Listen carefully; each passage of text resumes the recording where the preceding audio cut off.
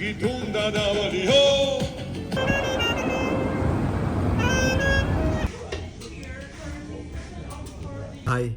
അപ്പോൾ ഇന്ന് ജോർജിയയിൽ നമ്മുടെ ആദ്യത്തെ ദിവസം അവസാനിച്ചു. അപ്പോൾ ഇന്നത്തെ വിശേഷങ്ങളാണ് നമ്മൾ സംസാരിക്കുന്നത്. എയർപോർട്ടിൽ വന്ന് ഇറങ്ങുന്നത് അബുദാബിയിൽ നിന്ന് പുറപ്പെടുന്നതിന് മുമ്പുള്ള ലാസ്റ്റ് വീഡിയോ വരെ നമ്മൾ കഴിഞ്ഞ വീഡിയോയിൽ പറഞ്ഞിട്ടുണ്ടായിരുന്നു. അങ്ങനെ ഞാൻ ജോർജിയയിൽ തിബിലിസി എയർപോർട്ടിൽ വന്ന് ഇറങ്ങിയിട്ട് നമുക്ക് വളരെ സിമ്പിളായിരുന്നു. അവിടെ നിന്ന് ഇമിഗ്രേഷൻ്റെ അകത്തേക്ക് നേരെ നമ്മൾ കയറി ചെല്ലുന്നു. അവിടെ നമുക്ക് യാതൊരു സീനും ഉണ്ടായിരുന്നില്ല. അതായത് നമുക്ക് വിസ ഫ്രീ ആണ്. കാര്യം എമിറേറ്റ്സ് ഐ ഡി ഉള്ളതുകൊണ്ട് തന്നെ നമുക്ക് അവിടെ ചെന്നപ്പോൾ അവരാകെ ചോദിച്ചത് UAE എമിറേറ്റ്സ് ഐ ഡിയും അതുപോലെ തന്നെ നമ്മുടെ കയ്യിൽ എത്ര കറൻസി ഉണ്ടെന്ന് ചോദിച്ചായിരുന്നു. അതുപോലെ ഹോട്ടൽ ബുക്കിംഗ് ചോദിച്ചായിരുന്നു. ഇത്ര ഡീറ്റെയിൽ കണ്ട് പിന്നെ എമിറേറ്റ്സ് ഐ ഡി കൂടെ കണ്ടു കഴിഞ്ഞപ്പോൾ അവർ നമ്മുടെ പാസ്പോർട്ടിനകത്ത് സ്റ്റാമ്പ് ചെയ്ത് തന്നു. ടിബിലിസിയിലേക്ക് വെൽക്കം പറഞ്ഞിട്ട് ഞാൻ നേരെ പുറത്തേക്ക് വന്നു. അപ്പോൾ എയർപോർട്ടിൽ നേരെ പുറത്തേക്ക് കിടക്കുന്നതിന് മുമ്പ് തന്നെ ഞാൻ ഒരു കാര്യമാണ് ചെയ്തത്. നമ്മൾ ഒരു $50 നമ്മൾ ചേഞ്ച് ചെയ്തിട്ട് ജോർജിയൻ ലാറി ആക്കിയിട്ട് ചേഞ്ച് ചെയ്തിട്ടുണ്ടായിരുന്നു. അതിന് ഏകദേശം 130 ദിറംസ് 130 ലാറി നമുക്ക് അവിടെ നിന്ന് കിട്ടി. അതിനുശേഷം സിമ്മ് എയർപോർട്ടിൽ നിന്ന് എടുക്കുന്നതാണ് ഏറ്റവും നല്ലതെന്നാണ് എൻ്റെ പേഴ്സണലി ഒപ്പീനിയൻ. ഞാൻ എയർപോർട്ടിൽ നിന്ന് എടുത്തില്ല. എയർപോർട്ടിൽ നോക്കിയപ്പോൾ എനിക്കൊരു കറക്റ്റ് ചോയ്സ് ചെയ്യാൻ പറ്റുന്നില്ല. കാര്യം നമുക്ക് 3 ദിവസം 4 ദിവസം ഇവിടെ താമസിക്കുന്ന ആളുകൾക്ക് നമുക്ക് ഫുൾ ഇൻ്റർനെറ്റ് കവറേജ് ഉള്ള ചെറിയൊരു പാക്കേജ്, ഇൻ്റർനെറ്റ് മാത്രമുള്ള പാക്കേജ് ആയിരിക്കും എനിക്ക് താല്പര്യമുള്ളത്. അപ്പോൾ ഞാൻ നോക്കുമ്പോൾ എനിക്ക് അതിനകത്ത് വലിയ പാക്കേജ്, ഒരു മാസത്തേക്കുള്ള പാക്കേജുകളാണ് ഞാൻ നോക്കിയ കമ്പനികളുടെ ഒക്കെ കണ്ടത്. പക്ഷെ എല്ലാം ഫ്രീ സിമ്മായിരുന്നു.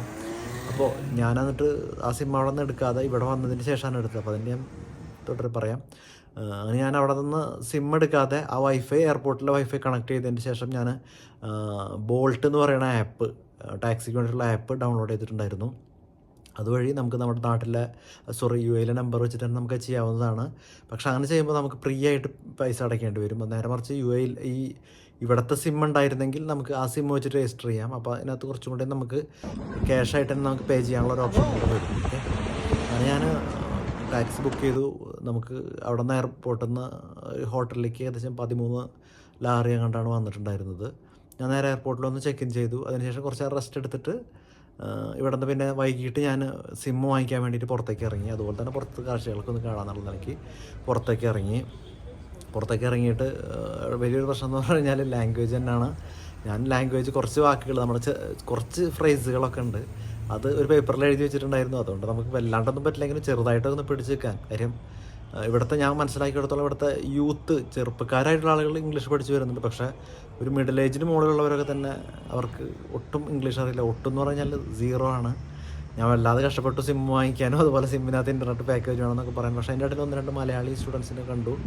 അവരോടൊക്കെ ചോദിച്ചപ്പോൾ അവർ പറഞ്ഞ സെൽഫൈ എന്ന് പറയുന്ന ഒരു കമ്പനീൻ്റെതാണ് ഞാൻ എടുത്തത്. ആ സിമ്മിന് അവർ ഏകദേശം എനിക്ക് 15 ദിറംസ് ചാർജ് ചെയ്തു, 15 ലാറി ചാർജ് ചെയ്തു. നമുക്കത് എയർപോർട്ടിൽ നിന്നായിരുന്നെങ്കിൽ ഫ്രീ ആയിരുന്നു.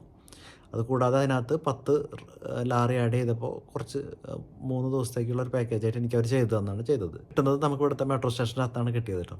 അപ്പോൾ ജസ്റ്റ് അവിടെ നിന്ന് കുറച്ച് കാഴ്ചകളൊക്കെ കണ്ടിട്ടാണ് പിന്നെ ഞാൻ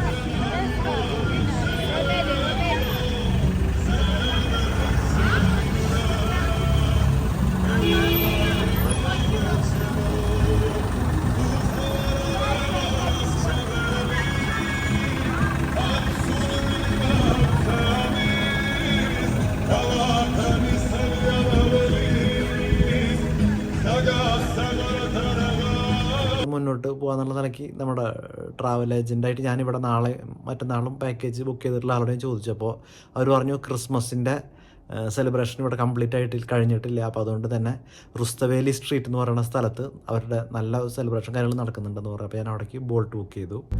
അങ്ങോട്ട് പോകാൻ വേണ്ടിയിട്ട് നമുക്ക് പാർലമെൻറ്റിൻ്റെ ലൊക്കേഷൻ അടിച്ചു കൊടുത്താൽ നമുക്ക് ബോട്ടിൽ കിട്ടും, ജോർജിയൻ പാർലമെൻറ്റ്.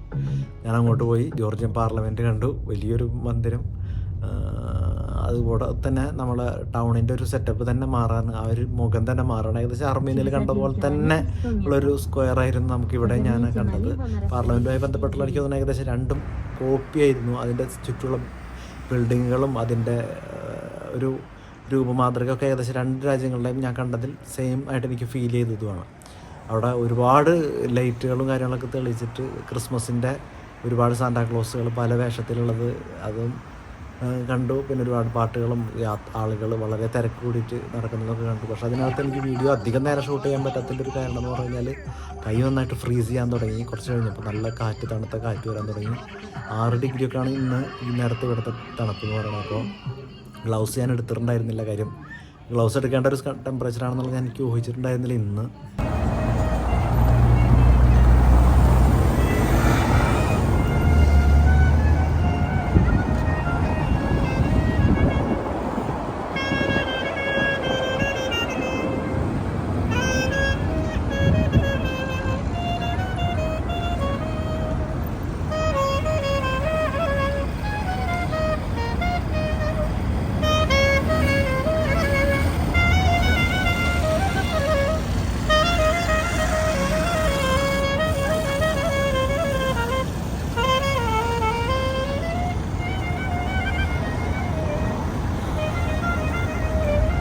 എനിവേ അങ്ങനെ അവിടെ നിന്ന് കുറച്ച് നേരം കാഴ്ചകളൊക്കെ കണ്ടതിന് ശേഷം നമ്മൾ നേരെ ഭക്ഷണം കഴിക്കാൻ റെസ്റ്റോറൻറ്റിൽ കയറി. അവിടെ നിന്ന് കച്ചാപ്പൂരി എന്ന് പറയുന്ന ഭക്ഷണം ഞാൻ നോക്കിയിരുന്ന ഭക്ഷണമായിരുന്നു. അപ്പോൾ അതും കാര്യങ്ങളൊക്കെ കഴിച്ചു.